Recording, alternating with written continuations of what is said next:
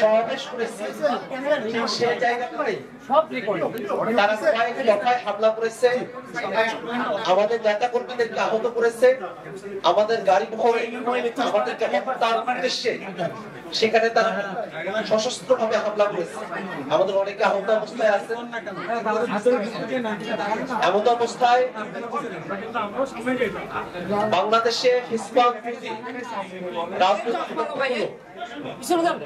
প্রতিবাদ কর্মসূচি আয়োজন করেছে। আমরা জাতীয় নাগরিক পার্টি তরফ থেকে আজকে প্রতিবাদী সকল পক্ষকে আন্তরিকভাবে আমরা ধন্যবাদ জানাই। একই সাথে বাংলাদেশের আপামর ছাত্র জনতা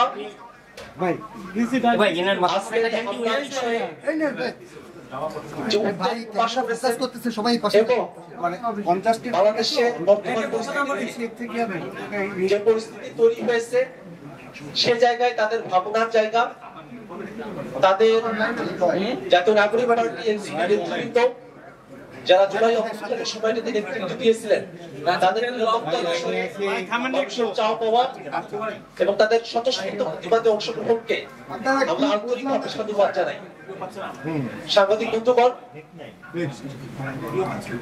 বাংলাদেশের 4টি বিভাগ আমরা পদযাত্রা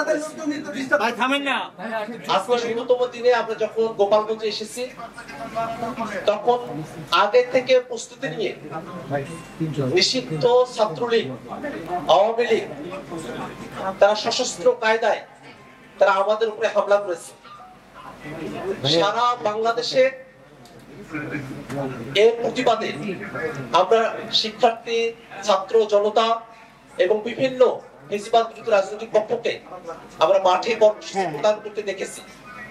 এই সবগুলো বিষয় নিয়ে এই মুহূর্তে আপনাদের সামনে কথা বলবেন জাতীয় নাগরিক পার্টি এনসিপির সম্মানিত আহ্বায়ক, 24-এর অভ্যুত্থানের এক দফার ঘোষক জনাব নাহিদ ইসলাম। এক বছর পূর্তিতে আমাদের যে মাসব্যাপী কর্মসূচি ছিল দেশ করতে জুলাই পদযাত্রা, এই কর্মসূচির মাধ্যমে আমরা বাংলাদেশের প্রত্যেকটি জেলায় যাচ্ছি এবং সেখানে গিয়ে জুলাই গণ অভ্যুত্থানের বার্তা, জাতীয় নাগরিক পার্টির প্রতিশ্রুতি এবং সেই জেলার সেই এলাকার মানুষের সমস্যা তাদের সাথে আমরা কথোপকথন করছি, কর্মসূচি করছি, পদযাত্রা করছি। সেই ধারাবাহিকতায় আজকে গোপালগঞ্জ জেলায় আমাদের কর্মসূচি ছিল, আমাদের এই পদযাত্রা এবং পথসভা ছিল এবং এই পথসভাটা কিন্তু একদম আমরা যখন 1 জুলাই শুরু করেছি সেই সময় কিন্তু এটা দিন তারিখ ঠিক ছিল, তখন কোন দিন কোন জেলায় আমরা যাব, কোন সময় যাবো এটা কিন্তু অনেক আগে আপনারাও জানেন সেটা দেওয়া হয়েছে, এটা পুরোপুরি ঠিক হয়নি। ফলে আপনারা জানেন আমাদের সদস্য সচিব বললেন যে মুজিববাদী সন্ত্রাসীরা, নিষিদ্ধ ঘোষিত সংগঠন ছাত্রলীগ এবং আওয়ামী লীগ এবং তার অঙ্গ সংগঠনের সন্ত্রাসীরা আমাদের গোপালগঞ্জের কর্মসূচিতে হামলা করেছে। জাতীয় নাগরিক পার্টি এবং গণ অভ্যুত্থানের নেতৃবৃন্দদের হত্যার উদ্দেশ্যে তারা সেই কর্মসূচিতে জঙ্গি কায়দায় হামলা করে। আমরা যেহেতু আমাদের কর্মসূচিটি ছিল যে 64টি জেলায় আমরা যাব, আর সেই ধারাবাহিকতায় আমরা গোপালগঞ্জ জেলায় গিয়েছি। ভাই আপনারা তো দেখতে পাচ্ছেন না, সামনে কেন ঝুঁকে আছেন? অন্যান্য জেলায় যে কর্মসূচি করেছি সেই জেলার মানুষের সমস্যার কথা তুলে ধরেছি, গণ অভ্যুত্থানের কথা তুলে ধরেছি, জাতীয় নাগরিক পার্টির পরিস্থিতির কথা তুলে ধরেছি। সেই উদ্দেশ্যে আমরা আসলে গোপালগঞ্জে গিয়েছিলাম, যেখানে গোপালগঞ্জ জেলা, গোপালগঞ্জের রাজনীতি, গোপালগঞ্জের জনমানুষ, তাদের সমস্যা এবং জাতীয় নাগরিক পার্টির ভাবনা সেই বিষয়ে কথা বলার উদ্দেশ্যে গিয়েছিলাম এবং আমরা কথা বলেছি। আমাদের সমাবেশটিও সফলভাবে হয়েছে, আমাদের নেতৃবৃন্দ কথা বলেছেন, বক্তৃতা দিয়েছেন। কিন্তু আসার সময় আমরা যখন মাদারীপুর, গোপালগঞ্জ থেকে আমাদের পরবর্তী আমাদের যা পথসভাটি ছিল মাদারীপুরে যাওয়ার ক্ষেত্রে সেখানে গোপালগঞ্জের ফ্যাসিস্ট বাহিনীর আমাদের গাড়ি বহরে হামলা করে এবং সেখানে যারা নিরাপত্তা বাহিনী ছিল, আইন শৃঙ্খলা বাহিনী এবং সেনাবাহিনী, তাদের উপরে হামলা চলে এবং এক পর্যায়ে তাদের সহায়তায় আমরা সেখান থেকে খুলনায় চলে আসি এবং আমাদের আজকের যে পথসভাটি ছিল মাদারীপুর এবং শরীয়তপুর, সেটি স্থগিত করা হয়েছে সেই আজকে এই ঘটনার কারণবশত। তো এই গোপালগঞ্জের আজকের যে ঘটনাটি ঘটলো, সেখান থেকে আমরা আমাদের সমাবেশটি সফলভাবে করে বের হয়ে এসেছি, কিন্তু এটা দেশবাসীর কাছে স্পষ্ট করা এবং পুরো বিশ্ববাসীর কাছে স্পষ্ট হয়েছে যে আসলে আওয়ামী লীগের যে আসল রূপ, একটা মুজিববাদী সন্ত্রাসী ফ্যাসিস্ট এবং একটা জঙ্গি বাহিনীতে তারা রূপান্তরিত হয়েছে, তারা গণতান্ত্রিক বা কোনো একটা রাজনৈতিক দলের মধ্যে না, সেই রূপটা কিন্তু আজকে গণঅভ্যুত্থানের আবারও জনগণের সামনে, দেশবাসীর সামনে স্পষ্ট হয়েছে। এবং গোপালগঞ্জে আমরা 5 আগস্টের পর থেকে শুনেছি যে গোপালগঞ্জের ভিতরে এই ফ্যাসিস্টদের একটা আশ্রয় কেন্দ্র গড়ে উঠেছে এবং পুরো সারা দেশের যাদের নামে মামলা রয়েছে, ফেরারি আসামি ছাত্রলীগের যে সকল নিষিদ্ধ ঘোষিত সংগঠনের নেতারা রয়েছেন, তারা সকলে গোপালগঞ্জে ছিলেন এবং তারা খুব পরিকল্পিতভাবে আসলে গণঅভ্যুত্থানের এবং জাতীয় নাগরিক পার্টির নেতৃবৃন্দদের হত্যার উদ্দেশ্যে আজকে আসলে সশস্ত্র হামলা চালিয়েছে। এবং বাংলাদেশে যে একটা মিথ তৈরি করে রাখা হয়েছিল যে গোপালগঞ্জে আওয়ামী লীগের বাইরে কেউ প্রোগ্রাম করতে পারবে না, এই মিথ আজকে জাতীয় নাগরিক পার্টি ভেঙে দিয়েছে। জাতীয় নাগরিক পার্টি যেহেতু চ্যালেঞ্জ দিয়েছে 30 দিন তারা 64 জেলায় যাবে, জাতীয় নাগরিক পার্টি অবশ্যই সেই চ্যালেঞ্জ পূরণ করবে। গোপালগঞ্জ আজকে আমাদের পথসভা হয়েছে এবং প্রত্যেকটা জেলা, যে জেলাগুলো বাকি রয়েছে, আমাদের সেই পথসভাগুলো হবে এবং আগামীকাল পূর্ব নির্ধারিত সময় অনুযায়ী আমাদের যে ফরিদপুরের পথসভাটি, সেই পথসভা হবে এবং সেই অনুযায়ী পরবর্তী যে পথসভাগুলো রয়েছে ফরিদপুর, রাজবাড়ী, গোপালগঞ্জ, সেই অনুযায়ী চলতে থাকবে। যতই বাধা বিপত্তি, হামলা, হত্যা চেষ্টা হোক না কেন, জাতীয় নাগরিক পার্টির নেতৃবৃন্দ এই পথসভা 23 জুলাই পথসভা থামবে না। এবং আমাদের যে আজকে যে দুইটি স্থগিত হলো সেটা আমরা পরবর্তীতে কভার করে নিব এই পথসভার মধ্যেই। তো আজকে প্রেস ব্রিফিং এর উদ্দেশ্যটা এটাই যে আমাদের পরবর্তী কার্যক্রমটা অব্যাহত থাকবে ফরিদপুর থেকে। আর আজকে সারা দেশে এই হামলার হত্যার চেষ্টার বিরুদ্ধে প্রতিবাদ জানিয়েছেন ফ্যাসিবাদ বিরোধী বিভিন্ন ছাত্র সংগঠন এবং রাজনৈতিক দলগুলো।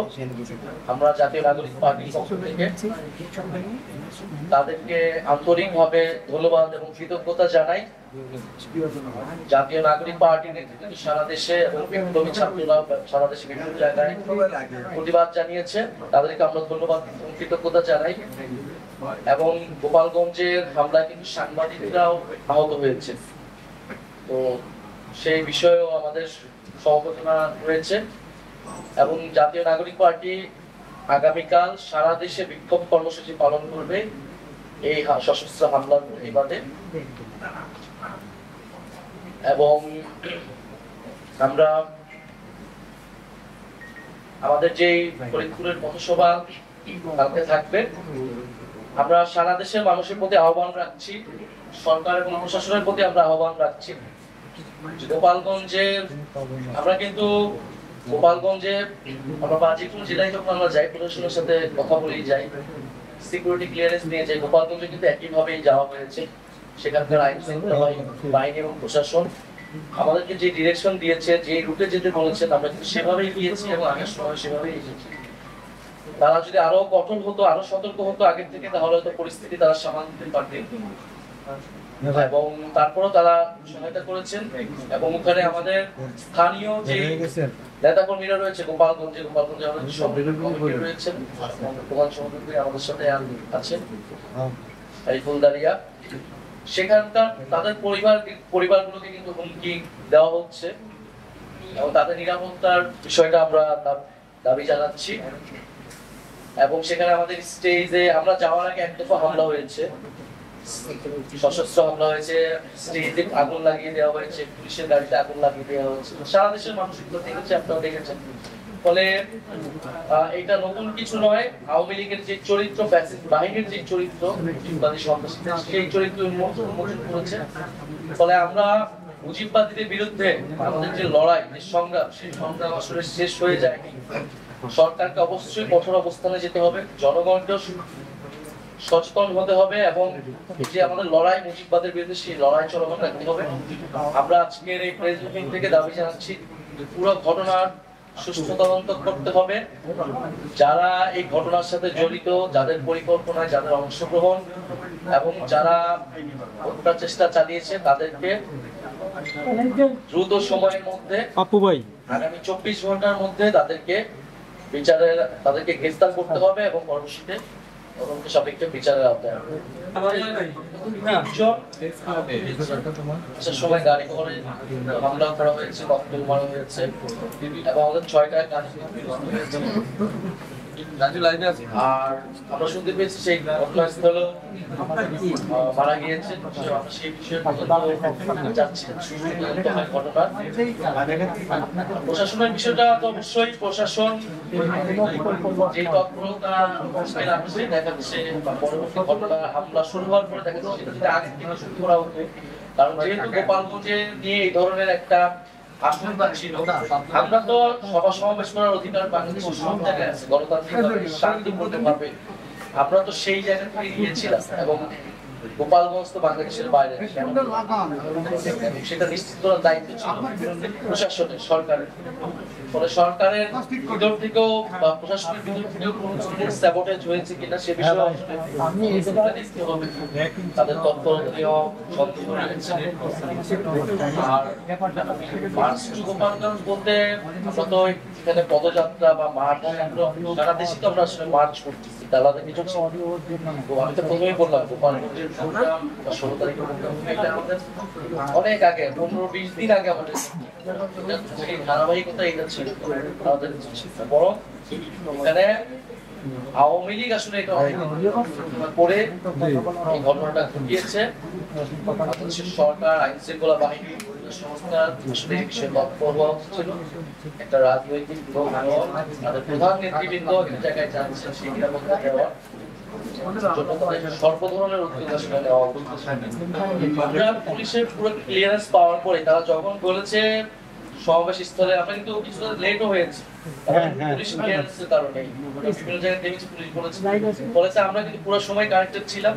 ফলে এটা তাদের দায়িত্ব ছিল, অবশ্যই সেক্ষেত্রে ব্যর্থতা রয়েছে এবং সার্বিকভাবে তারা আমাদের নিরাপত্তা দিয়ে আবার আমাদেরকে সেখান থেকে বের করে দিতে পেরেছে, সেটার জন্য আমরা ধন্যবাদ জানাই।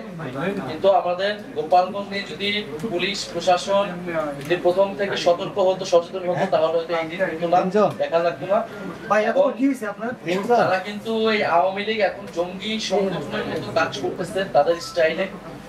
ফলে তারা শুধু গোপালগঞ্জ নয়, বাংলাদেশের বিভিন্ন জায়গায় কিন্তু তারা এই ধরনের আক্রমণ করতে পারে, জনজীবনের নিরাপত্তা বিঘ্নিত করতে পারে। আমাদের শহীদ পরিবার, আহত যোদ্ধা এবং জুলাই শুধু তো জাতীয় নাগরিক পার্টি বিভিন্ন নেতৃবৃন্দ, ছাত্র সমাজ তারা অংশগ্রহণ করছে। ফলে তাদের নিরাপত্তার বিষয়টাও কিন্তু এটার সাথে জড়িত।